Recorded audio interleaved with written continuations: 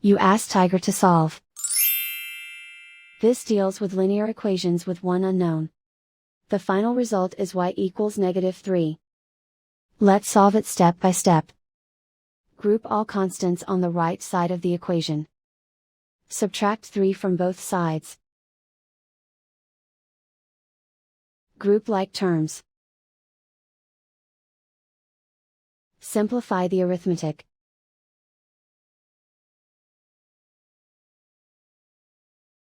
Isolate the y. Divide both sides by 4.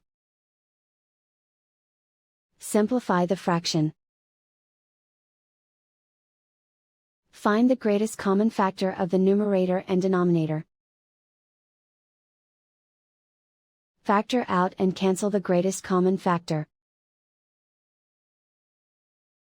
And so the final result is y equals -3.